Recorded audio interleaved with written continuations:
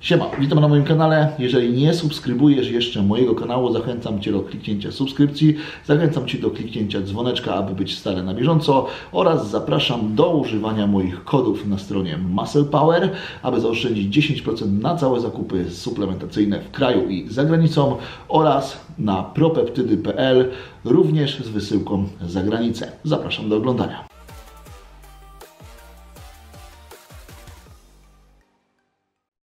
Hello everyone, welcome to my channel.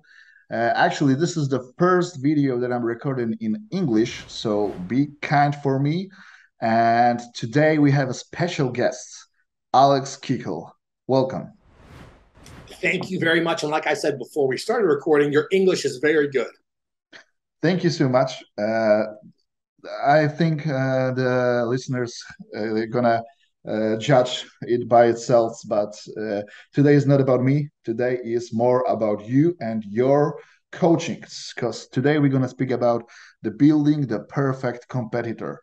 So we're going to talk about the off season, the contest prep, the peak week, and what do we should do after the competition season. Okay, but first and foremost, what's up, man? Life is awesome for me. I have 2 kids. I have a 3rd kid on the way. We have 3 Shih Tzu puppies in this house. So we're growing out of this house. Business is great. I had my 2nd workout of the day like an hour ago. Wife's good. Like it's sunny outside. Like I'm just happy and shocked that I still get paid to do this. So I'm just living on cloud 9,000, man. I'm really happy. Yeah, it's cool to see that everyone have under its Instagram like a prep coach, bodybuilder, and you have all of the names of your children, your family, and stuff that's not related at all to the bodybuilding, even though you're the one of the better coaches in the world, probably, definitely one of the most known in the industry. So that's the coolest thing, in my opinion. Well, thank you. I appreciate that. If you see the last one, it's baby 3 because we don't know the gender yet. So we don't know the name. So it's just baby 3, you know? So it's gonna be surprise for all of the Instagram followers. Oh, yeah, As well. everyone. In the moment, I'm going to be tearing up because I always cry when we have a kid anyway because it's just such a big event. But in that moment, as a big surprise, I'm going to be a mess for probably 48 hours in a good way, though. Yeah, how do you handle that? What's that? How do you handle that? You have your family, and that's a lot. You have all of your clients, your businesses. How do you handle that? A lot of neuroplastic work, a lot of planning, and then part of just me being me. So it sounds weird to say that, but back, if I can remember as early as I can, I always remember before school, I'd get up, I would work out in the basement, I'd do my chores around the house, and then I'd go to school. That was like in 4th grade or 5th grade, not because you know anything about money, but because you're like, I think I need it for whatever reason. And then I wanted to look a certain way, so I would work out. And as time went on, you just build up that work ethic. And then on top of that, I've just been naturally good at planning. So I'd plan out my day even when I was like 4, 5, 6 years old, as early as I can remember. I'm just always a schedule. I'm not spontaneous at all, even though I can be, because whenever you have kids, you have to be flexible and pivot very well. But the ability to just schedule and plan has always been a strong point of mine.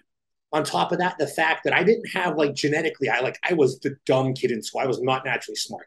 My physique, if you ever see pictures of it, like my bones are big, my insertions, like each bicep is different size, each quad inserts differently. I never had those natural genetic gifts, but my one genetic gift was my willpower. So my ability to focus and just get stuff done. So combine the proper scheduling with that kind of a willpower type focus thing. And I really think that's why, because certain days I don't know how I get so much done, but I do. So I don't question it. As long as I'm not getting stressed, I will never stop doing what I'm doing. And once I get stressed, then it's just pulling back because I never want to lose quality. You know, everyone's always on their phones looking at Instagram or responding to clients and things like that. It's really living in the moment. If I'm with my family, I don't care about bodybuilding. I don't care about clients. I only care about my family. If I'm working, so I get up super early on check-in days, like 3 a.m., 2 a.m., depending on the day, and then stay up late because during the days on the weekends, that's whenever I play with my family. So I'm fine with moving that around. But when I'm doing those emails in the morning, I don't care if the world's on fire. I'm doing my emails. Like I'm in the moment. So I think kind of a compilation and combination of all those things is why I can do so much. Yeah, it's cool that you start with that on especially on this podcast because that's one of the most important things when it comes to being a better or even average competitor, especially if we don't have that skill that we are just simply genetically gifted. So we have to work twice as hard, and that's cool. And living by the moment is the one thing that I definitely have to work on because lately I start to go to the swimming pool just to have some time for me, and I realized for the first time over the year that I have time just for me. No one Good. calls. Yeah, no one calls. There's no social media. Yeah, so Yeah. that's cool. And sometimes that's brief moment that you realize you're actually free from all of the things that distract you are best thing that you can find in that moment. So that's And definitely something that most yeah, people should think of. and you need that so much, especially again, because this podcast is more focused on bodybuilding. If you're trying to be the best bodybuilder you possibly can be, you really need to understand energy systems. So, as basic as sympathetic, parasympathetic, extremely high energy, extremely relaxed, kind of low key. You need to be shifting and switching in between these things. So, right now, you and me are talking. The person that I am, I release a ton of dopamine. I get so excited to talk about this stuff. So you can see my face, my emotions. I have a fan going because I'm sweating pretty crazily because that's just how I get when I get excited. So right now, I'm pretty sympathetic. After this, I'm going to be as parasympathetic and relaxed as possible, spend some time with my wife, go pick up the kids, and then we're going to play. So kind of back to sympathetic world. And being able to shift in between these two phases is what gives you that build grow and that recovery grow as well as if we're looking at like actually losing fat. A lot of the reasons why in prep most people don't lose fat efficiently, it's not that they don't get to the stage of lean, but they can get there easier, is because they're not good at parasympathetic beta oxidation. So all that is your ability to lose fat in a low heart rate, high oxygen based environment. So sitting down, relaxed, be able to lose fat as you're just sitting down doing your daily things. One of the things for you that you can actually start doing, because you said that's kind of tough for you to have that transition, right? Like to get very, very calm, is if you look at your vagus nerve, so big component of the parasympathetic system, there's branches in your ear. So if you go actually right now, take your finger, there's that ridge in the middle of your ear. Oh yeah, you got your earbuds in. That ridge in the middle of your ear, you just put your finger there. If you can slowly start massaging it, so not trying to put pressure in, but trying to actually move the ear away, what it actually does is it manipulates that vagus nerve in a certain way so you have actual manual work to bring you into a more parasympathetic state. So kind of think of it like a massage for your vagus nerve to get a little bit more relaxed. Obviously, you do that when you're not thinking about anything else. We're not talking, you're just in the corner talking to yourself, but do that one ear at a time for as long as it takes. Close the eyes, focus on breathing, and all of a sudden your heart rate will drop from, say, it's in the 90s down to the 60s. And it can be a very easy way to get better at parasympathetic activity in the first place, which long term is going to help with living in the moment, getting better at losing fat, getting better at recovering, and it just helps with everything. Okay, so I know what's I'm gonna do today before the sleep. Yep. Yes, Massage that definitely. vagus nerve a little bit. Yeah, definitely. Okay, so it starts to talk a little bit more about the bodybuilding, actually. Yep. So we start from the off season because, as everyone knows, uh, to be a competitor, you have to build some muscle first, and then you actually could lose some fat and peak if it's necessary, let's say, and then you can go of the stage. But right now we only off season. So let's say we're gonna talk about the heavyweight competitor, just because we have to think about some scenario, just because that's gonna be easier. So how you set up the training during the off season? You focus more on your volume, on intensity, or you try to incorporate both in some kind of cycle, or how do you do this? So I'm an all the aboves type guy. What I mean by that is I look at things from a biochemistry side of things. So at the chemical cellular level, how are things interacting? I do this specifically because I'm more of the pharmacology guy. I obviously work with a lot of naturals as well and general population, but I just love biochemistry and pharmacology. It's so interesting to me. So if we understand chemically how these myocytes, muscle cells, actually mature and grow, they essentially start off with a spark of IGF. That IGF starts the entire differentiation of all the different undifferentiated cells in the sarcolemma. So after that, we go to the actual maturation of changing from a nucleus to a nuclei, and ultimately we get an actual new muscle fiber.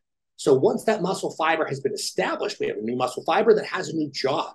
The new job of that muscle fiber could be store more glycogen, flux more ions, do whatever it's going to be. So if you take a step back and peel back the layers of that, that's called myocyte maturation. All that means is how a muscle cell grows naturally.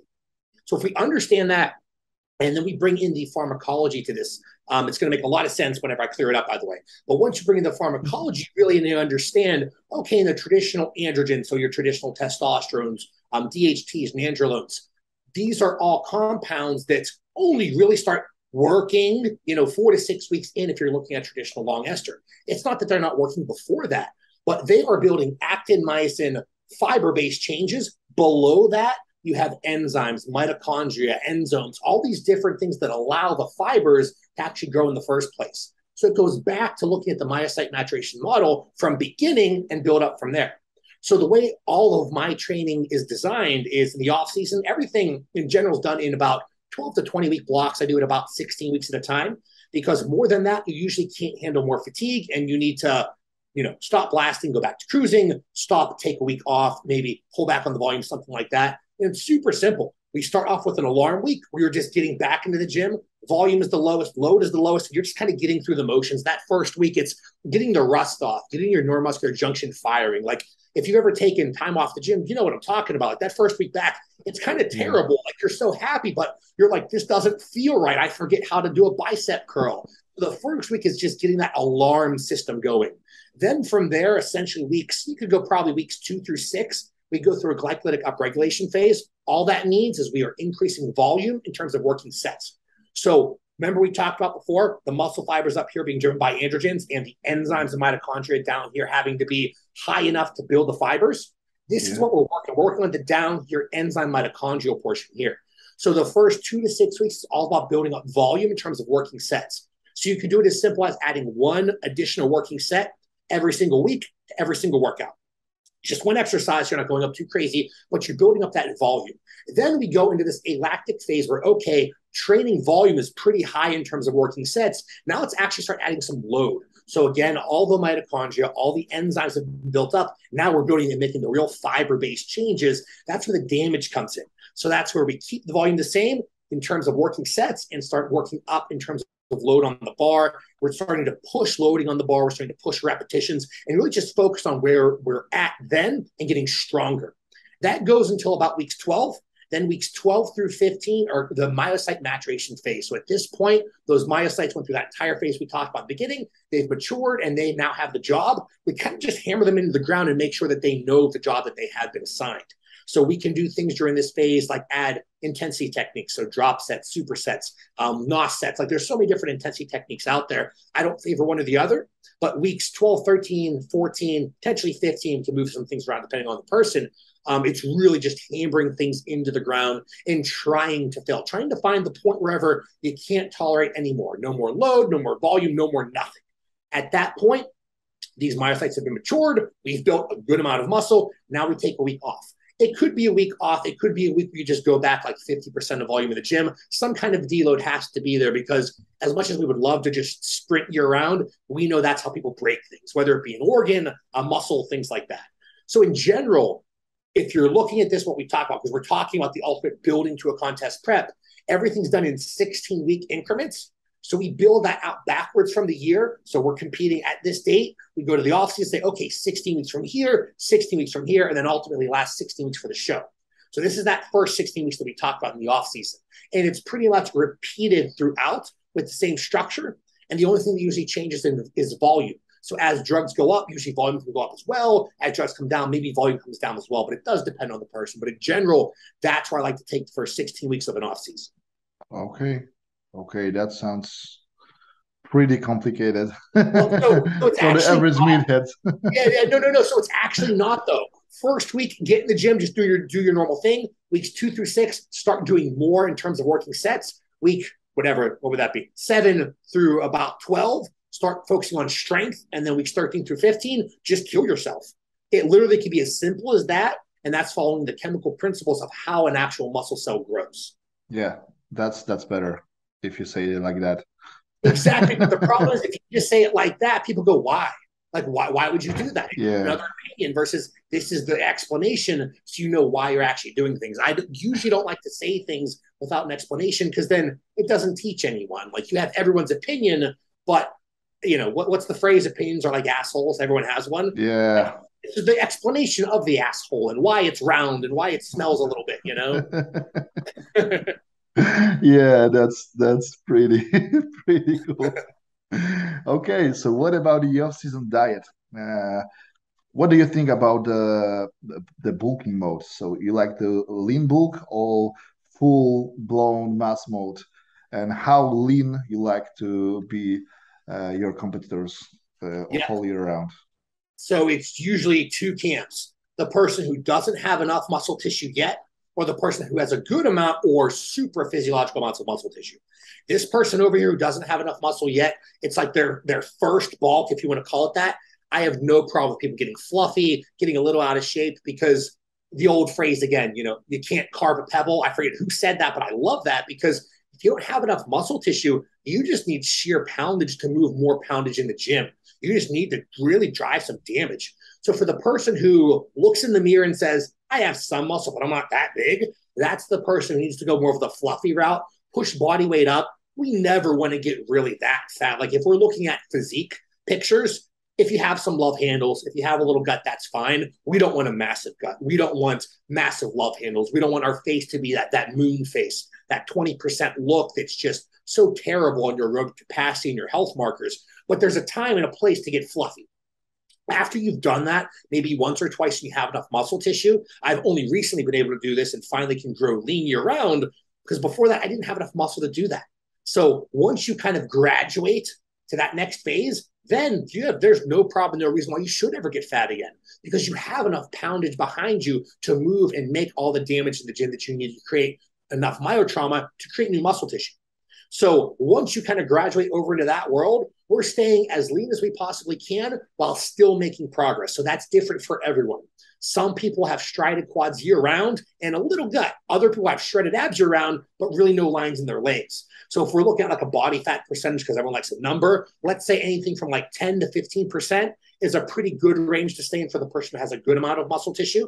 Probably the lower end of that, maybe more between like maybe 10 to like 13, something in that range. But once you have enough muscle tissue, you should be fairly fit year round and not just how you look fit, but energetically fit and being able to go through the motions of your weight training and all your aerobic work that you should be doing. Okay. Okay. Right now we have to establish one thing. How do you count your macros? Do you count it from all of the sources? So let's say you counting the protein from the rice and stuff like that, or do you count it like straight from the products? So let's say the meat is only the protein, the rice is only the carbs and stuff like that. How do you count it? I really am glad you asked that because I'm the person who only counts the main macronutrient source of. So if it's a meat, that's just a protein source. If that is a sweet potato, it's just a carbohydrate source because I'm very big on quality over quantity. If we understand the basics of real world thermodynamics for the athlete, especially the enhanced athlete in this world who's taking their drugs, macronutrients, micronutrients, phytochemicals, all these little things matter. Look at pasta. So durum wheat, semolina, things like that. There's thiamine in there. There's B vitamins that help you to metabolize your nitrogen, your lipids, your carbohydrates. There's all these constituents that are found in food. It's why they say use food for healing purposes. So I'm very big on the micronutrient density and eating relatively healthy year round because we're humans at the end of the day. Everyone should be eating relatively healthy anyway.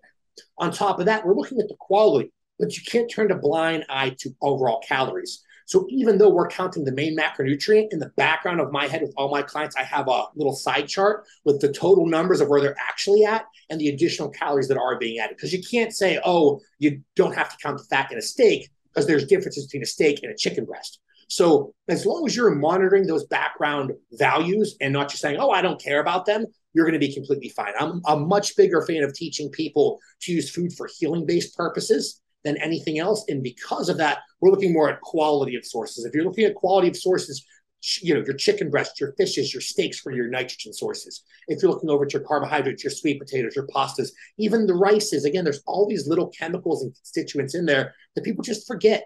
Go over to your fats. We have our different things with walnuts, for example, driving adiponectin and driving up insulin sensitivity. We can use specific food sources for specific reasons. But I'm a much bigger fan of quality over quantity. So focus on what you're getting that food from, and then understanding there's other things that go along with that. So no, you probably can't eat as much initially.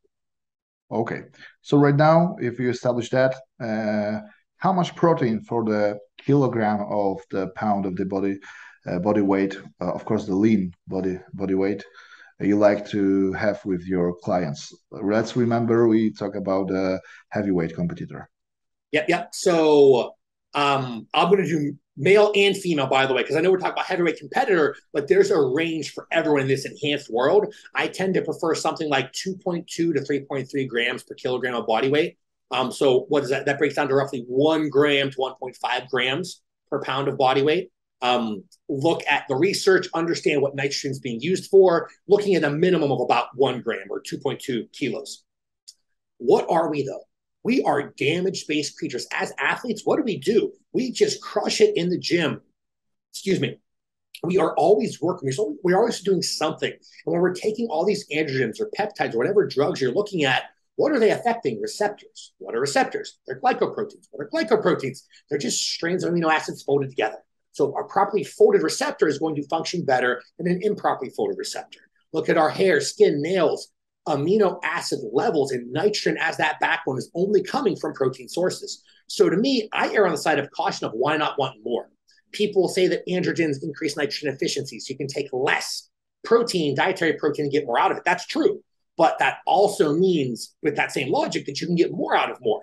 So I'm a bigger fan. Nice catch on that bug, by the way. I missed it. I think I missed it. Yeah. Whatever it was. But either way, why not err on the side of caution, because you can get more out of more. So I would very much prefer somewhere in that 2.2 to 3.3 grams per kilogram range for, again, males and females. So then since we're talking about a male specifically, probably the higher end of that. So closer to the 3.3. Okay. So when I spoke with the coaches, the most says like a 3 to 3.5 grams for the kilogram of the body weight is like a perfect amount. Yeah. Exactly, because I mean, with nitrogen, with protein sources, people have taken it up even higher than that to these crazy high levels, and they get tons of benefits because nitrogen, protein is so freaking cool. We can't get that backbone from any other macronutrient out there. So there's benefits to going higher and higher. The carnivore diet's super popular, apparently, and there's benefits to that. But at the same time, with everything, you get to a point where more is not going to be better. So you kind of have to find that for you, but that's the rough range to look at. Yeah. So how about the fats in the diets during the off season? Yeah. So go on. One thing I noticed that over the seas, so in the state, mostly guys eating a lot more fats in here in Poland. People prefer to do like a low fat diets. Sometimes even no addition fats during the off season. So sometimes they don't even count stuffs like fats in their meats. So maybe not the count, but they not using the fatter cuts of meats at all. So sometimes it's like a maybe 15 to 20 grams of fats, counting from all of the sources, so from the chicken breast and stuff like that. And in the US, I see most of the guys using salmon, using stuff like steak and stuff like that, like more fats. How you think about it? So that really extremely low fat portion is awesome for the tail end of a contest prep. because at that point, we don't need additional restorage of fatty acids. We're just trying to liberate, oxidize, get that body fat off of us. But other than that, beginning of a prep or in the off season, there's nothing wrong with fats. In the natural world, people need fats for hormonal production. In the enhanced world, we're getting our cholesterol from a bottle, so we don't need that hormonal production. What we do, and everyone forgets this, but dietary fats are massive players on the immune system. So we need our basic dietary fats and additional added fats in the enhanced world for immune system functioning. Again, we're training hard, we're injecting ourselves with all these drugs. Your immune system has to be proficient enough to handle everything. So usually we're looking at anywhere from like maybe 0.5 to 1 actual gram per kilogram, something in that range, and maybe even a little bit lower than that, but usually that's a good range for most people to start off at. Fats are not bad because everyone likes to be, again, it's either high carb or high fat, and there are these camps. I'm never black or white with anything. It's very many shades of gray. I have multiple people right now that are on ketogenic-based diets, people that are on carnivore-based diets, because that's what they need. But in general, a balanced approach of doing what we do with nitrogen, and then this 0.5 to 1 gram per kilogram of body weight of fat is usually a good range to be in. Okay, obviously the rest of the calories are going to be from the carbs, but Correct. what Yep. are the carb sources that you mainly pick and you recognize that most of the people reacts well for that carbs? It's funny you ended with that because the first thing I was going to say is the thing that they digest the best. So we're always going to have our fruits and vegetables in there, most likely biasing fruit between, a pre-workout setting to blunt norepinephrine, so we don't liberate intramuscular glycogen, or post-workout to actually drive up glycogen replenishment in the liver, and then vegetables throughout the day because we need those minerals as cofactors and receptors. And other than that, we're looking at what they digest best. It's a traditional whole healthy food that's micronutrient dense. That could be your sweet potatoes. That could be your rices. That could be your oatmeals. All those basic foods. I have no problem with any of them at all. It's more based on the individual and how they personally digest and respond to it. In general, though, it's hard to find many people that don't have issues with rice. Like rice is super easy to get down. Pasta is another easy one to get down. Potatoes, whether you have red, sweet potato, yams, all these different variations that digest differently based on the person. I like people to go down the list, see what works best for them, let me know, and then we track that moving forward.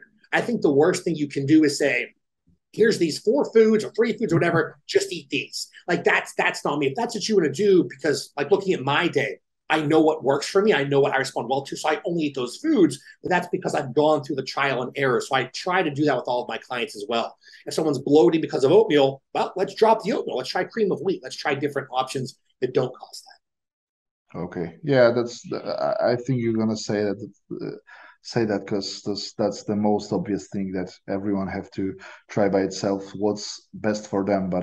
But sometimes like stuffs like oats and stuffs like potatoes are the main things that bloats people, and sometimes people think that they are bodybuilding foods, so they have to or should incorporate them, but they don't. So Yeah. No, we have so yeah. many options, right? Like it's 2022. We have all these awesome foods that we can eat. Let's try some variety.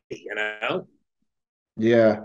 Okay. So, what do you think about the calorie intake system? Let's say it like that.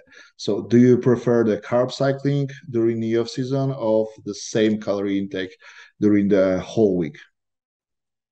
I'm a bigger fan of undulating that intake. So what we would do is have a specific rest day nutrition, specific training day nutrition, and usually some kind of a superfluous day. What I mean by that is some kind of a higher calorie refeed carbohydrate day. That could be one of 2 things. It could be the free meal. I call it a deflux meal because we use a free meal. So let's say you have cheeseburger and fries or whatever, because that's a popular one. Actually, I usually have that every Saturday. When you have that free meal, we're using that to flux dopamine. So when you have that free meal, you're driving up neurological recovery. So if you're the person who just gets mentally trashed after a week, you'd want to implement a deflux meal, so a free meal versus a high carbohydrate day. If you're the person that mentally you feel good to go, but physically you just get beaten down, worn out, like you're mentally good, but you're like, I can't even raise my bicep, you would want more of a G-flux, a glucose fluxing based day. So you'd have high carbohydrates throughout the day. We have our training day nutrition or rest day nutrition, and then some kind of a high day, whether it be fluxing dopamine or fluxing glucose. Free meal or high carb day, basically. Okay, so I'm not gonna ask about the cheat meal because you are explain that in this moment. So the cheat meals are mostly in your diet for the whole off season. So, okay with that. But what are the biggest diet mistakes that athlete can make in the off season, in your opinion? Biggest dieting mistakes. I think being afraid to eat enough. I work with, again, people of every spectrum, but no matter what, I feel regardless of people's genetic predispositions, they can eat more than they think they can. In my paradigm of how I do things, though, we are focusing on all energy systems. So it's not just weight training. We have to cover our other energy systems, or else we run into rate limiting factors. So that could be it as well. But I feel like in general, most people just don't eat enough, whether it be glycogen or glucose, whether it be nitrogen, whether it be lipids, whatever it is. I feel like people in general are afraid to eat. And because of that, they just run themselves into the ground. They're trying to stay leaner year round. So they think I train harder, I eat less. It should be training harder and usually eating more. So I think usually that's kind of the biggest issue people make. Another issue is probably people think they have to be 100% perfect every single day, week after week, year after year. That's not reality. Even if you're a professional athlete, you have some kind of downtime. You can't go 100% every single day again, like we talked about, or things break, or just life happens. So I think people need to kind of ease up a little bit in that sense. I'm not saying go out and just, have free meals every single day. But if you're in the off season and your child has a birthday party, if you're not having a bite of that cake or a piece of that cake, you're a terrible parent. Like, unless if you're in contest prep, you don't need to skip out on those kinds of events. Contest prep, different scenario. You got to stick to your stuff. But the other majority of the year, you should have some kind of flexibility and be able to pivot life a little bit more. Instead of having your chicken and rice and broccoli meal next, have a meal with your wife and kids and just make sure it's close, I feel like the flexibility needs to be there, but again, with moderation. So you don't have to be 100%, but you're 95% the majority of the time. Okay. And what about the mini cuts? Do you incorporate it? Yeah, big fan. If someone needs them, they just got too fat in the off season, or they just need some kind of a reset. Like, sometimes you'll get to a certain body weight and you just can't for the life of you get out of that. You're not going up, you're not going down, you just stay there and you can't break that homeostatic barrier. Best thing you could do, 4 to 6 week mini cut, kind of resensitize the system. And that's maybe some bad verbiage, but essentially change the direction, swing the pendulum in the other direction to get your body forced to make an adaptation. Okay. And what about the cardio in the off season? Very, very massively big fan. And what I mean by that is, if we look at energy systems for a bodybuilder, so the reason why I talk about these so much is because I'm coming at things from a pharmacokinetic and pharmacodynamic side of things. So essentially how we metabolize these drugs, and then also how we metabolize food.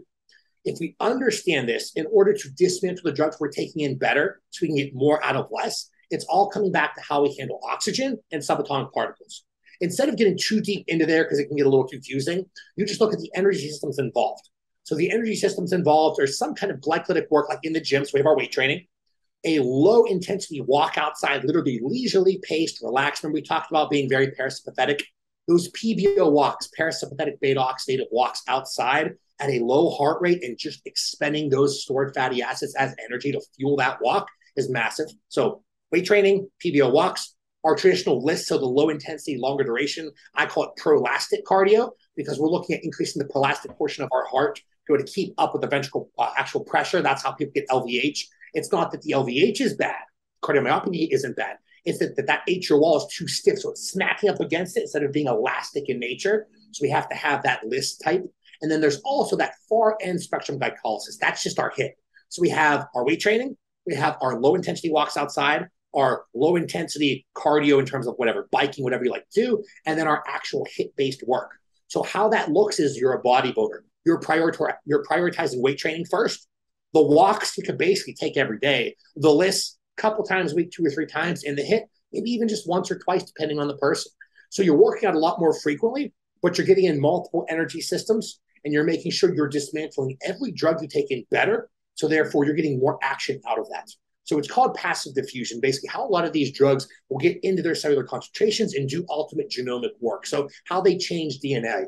If we can do that, all of a sudden your 200 milligrams of testosterone is going to work like 400 milligrams or whatever arbitrary number. So that's really what we're looking at doing there. And then obviously doing all that work is going to increase your HRV, increase your insulin sensitivity. All the food you take in is going to preferentially be stored and say, hey, go to myocytes, go to muscle cells. stay away from adipocytes. We don't want to get fatter than we already are.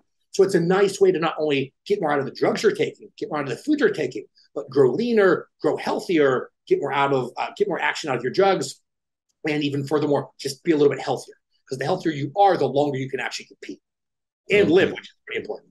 Yeah. So speaking about the drugs, that's the thing that everything love the most, especially when it comes to shooting or speaking about it. So what about the PED use in the off season? Do you think that that's the good time to increase the dose, or it's better to keep it lower, but depending more of, from the training and diet? And what are the best compounds in your opinion for the off season?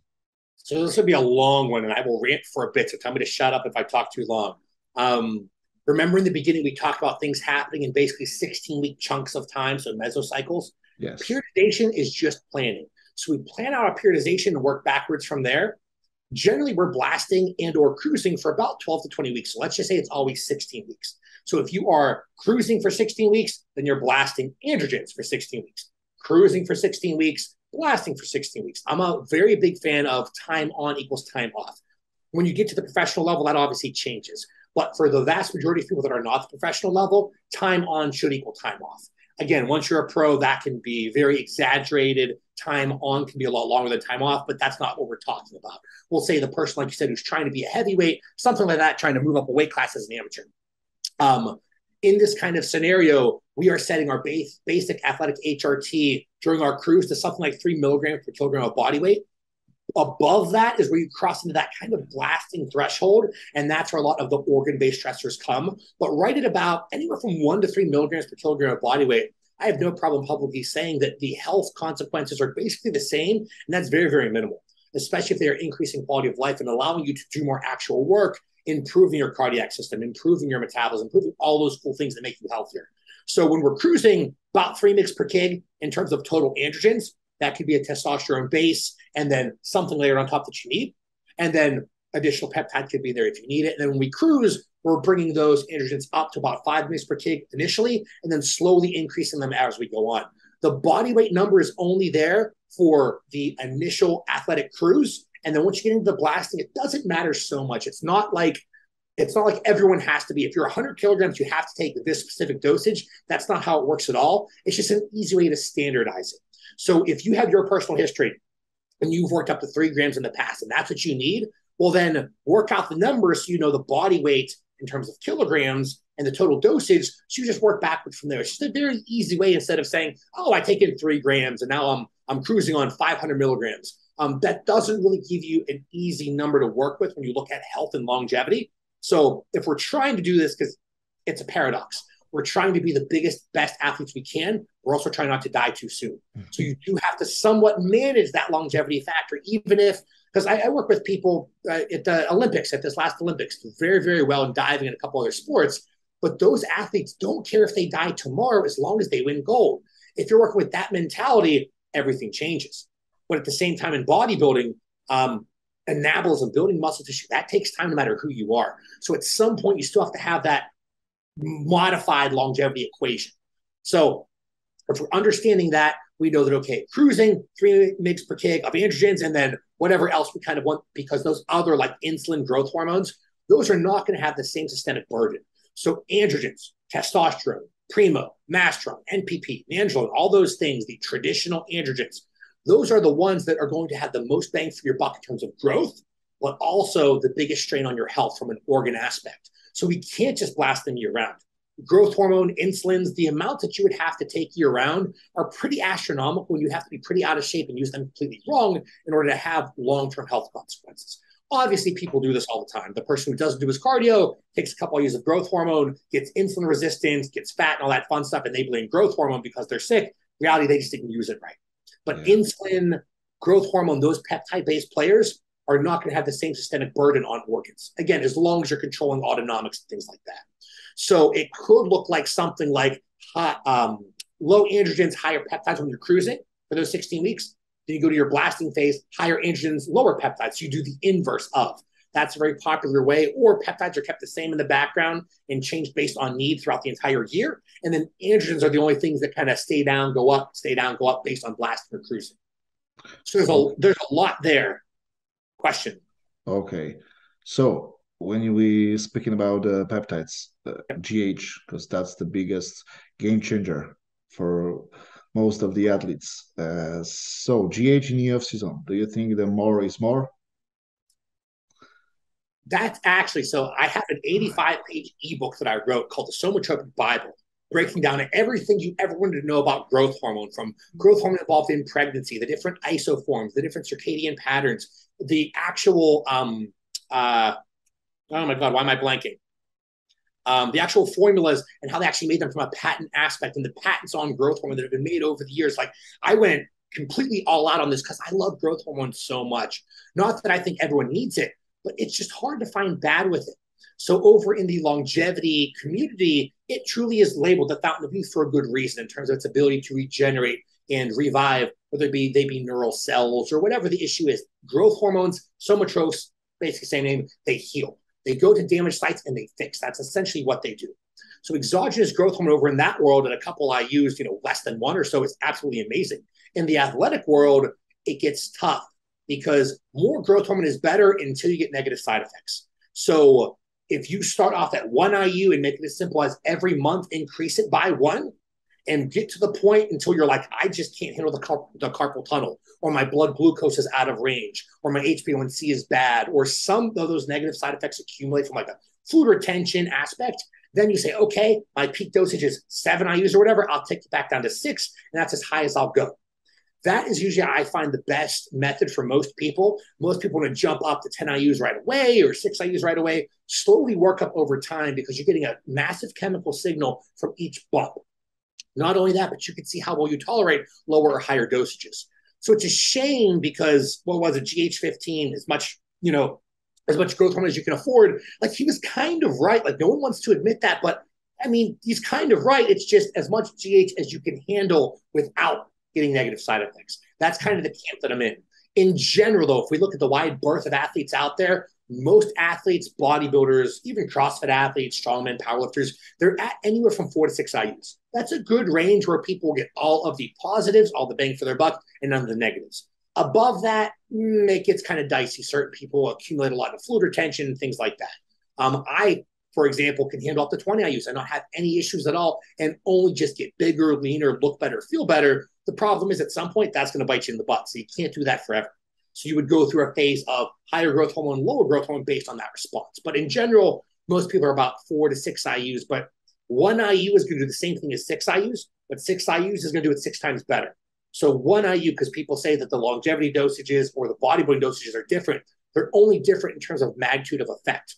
So in terms of driving nuclear changes, driving anabolism, driving the neural-based changes, beta oxidation, driving every single articular cartilage and other change that growth hormone does, 1 IU, same thing as 4, 5, or 6. It's just that much better. So as you go to 2 times better, 3 times better, so on and so forth. Okay, do you think that we can do the growth hormone whole year round, or we have to do some breaks? Yeah, most definitely. Actually, so if you look at, and this may be a little too deep for your audience, but I'll say it quickly just because I love it so much. If we look at applying growth hormone in our natural circadian body, when we release it, the biggest pulse as males is in that nocturnal setting. So at night, we get that photonic exchange from the moon that signals all those somatros to release, all those thyroids. And there's a cascade of all these cool hormones that are getting released to complement each other. So in that kind of an environment, we have that main 22 kilodalton growth hormone being released with some 20s, and you take that exogenous product, your exogenous growth hormone in your fridge. I say that because my fridge is right there. That's why I'm pointing over there. That's a 22 kilodalton growth hormone product. They have other ones on the market, but that's not in bodybuilding. That's in other sports where you're trying to skirt drug tests. But you release that 22, you get some blunting, and then you get a slower release of all these other heterodimers, homodimers, and the other somatropic proteins. But the actual recycling process that happens to getting you to release your own endogenous production is literally hours. It's really not that long. A lot of people speculate and say it's the full 24-hour shutdown and things like that. It's literally looking at hours because we're looking at 22 and 20 kilodalton growth hormones being the big daddy players. No one's looking at 17s, 5 kilodalton growth hormone players, which actually potentiate 22s and 20s, and all the other oligomers and so much proteins that are involved. So if you look at it from that aspect, as long as you're not, racking up the negative side effects on an autonomic standpoint, you're going to be completely fine. What I mean by that autonomics are your blood pressure, your heart rate, all those basic things. And you can track your nocturnal heart rate with an Oura ring, something like that, to see, okay, are things getting worse or are things getting better? If things are getting worse, it could be taking too much growth hormone. Okay, that's fine. And for all the listeners, your books and all of the informations to your social medias page and all the stuff, it's going to be below in description box. So if you want to visit, just find it there. So insulin in off season. What's your opinion about using insulin? And what kind of insulin? That's the most important. Do you use only the short one, or sometimes you compress something like Lantus? So absolutely massive fan in general of all insulins. They all have their place. And for athletes, they're massive, not just in bodybuilding, but every sport out there. If you take insulin pre-workout, no matter the athletic type, you're driving up all these anti-catabolic cascades during the workouts. All of a sudden, you can train harder. You're increasing ATP recycling during the workout. So guess what? You can train harder. You're driving all these positive hemodynamic changes to put more nutrients where they need to be. So taking pre-workout insulin is going to make your workout better and less catabolic, more anabolic. Or taking insulin post-workout, it's driving up more hyper-storage recovery cascades. So being able to store more glycogen, that's the biggest rate-limiting factor in hypertrophy and anabolism, is actual muscle glycogen storage. So being able to do that post-workout drives up recovery. You can take insulin upon waking to actually drive up appetite. You can pair it with your growth hormone before bed at a very, very, very low dosage to potentiate the effects of your growth hormone and drive up more fat loss overnight. You can take insulin before fasted cardio, and guess what? Bring down your blood glucose levels, put more fatty acids into the bloodstream, and oxidize those more. I'm saying this because growth hormone and insulin are very environmentally dependent. So that means you can take insulin in all these different scenarios and have it work differently. That is freaking awesome. In the bodybuilding-based world, around the workout perimeter, we're usually looking for a fast-acting compound, something like a Novolin R intramuscular or a Humalog subcutaneous. They'll peak the exact same if you do it that way, kind of right before you're walking to the gym and then as you're sitting down to actually eat your post-workout meal. But as long as you time it out like a Novolin R, you're looking at anywhere from 15 to 30 minutes, depending on the fatty area that someone injects it in, the hemodynamics to that area, all that fun stuff. Generally, you can range it as Novolin R 15 to 30 minutes sub-Q or intramuscular acting just like a Humalog.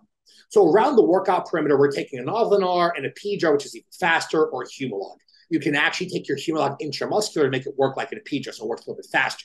In general, we want speed around the workout perimeter, though. There's also Lantus that comes into play, and that's an absolute massive player that helps people in the right scenario. So being hyperinsulinemic and hyperaminoacidemic, so high amount of insulin and high amount of amino acids, is very, very, very, very anabolic. That's kind of the best environment to grow, right? The problem is it's also one of the worst places to accumulate negative health side effects. So Lantus is awesome, and there's nothing wrong with it until it becomes a problem. So using Lantus repetitively at higher dosages builds up those issues, and that's where people run into problems. If you're using a Humalog and a PEDs, Novolin, things like that, those can be used year-round, no problems. And as long as you are managing the dosage, you're not going to have a problem at all. Looking at our normal pancreas, looking at the carbohydrate load that most athletes eat, a 100-kilogram meal can take about 10 IUs pre, 10 IUs post, kind of forever and not have problems. Check that by getting your HbA1c, your insulin, and your C-peptide on blood work. Don't rely on just checking your fasted glucose levels, because fasted glucose levels change within picoseconds. They change so rapidly. I could stub my toe, it's going to be up 10 points. I could argue with my wife because I didn't do the dishes or whatever, and it could go up 20 points. So you have to make sure you're checking numbers that actually matter. And background plasma insulin values are things that are awesome for growth, but again, not so good on the health side of things. So Lantus on the other side, again, it's going to accumulate more negative side effects quicker. So we just need to make sure that we're keeping it at a lower dosage longer, or if we're doing higher dosages, doing it infrequently, or for a shorter duration.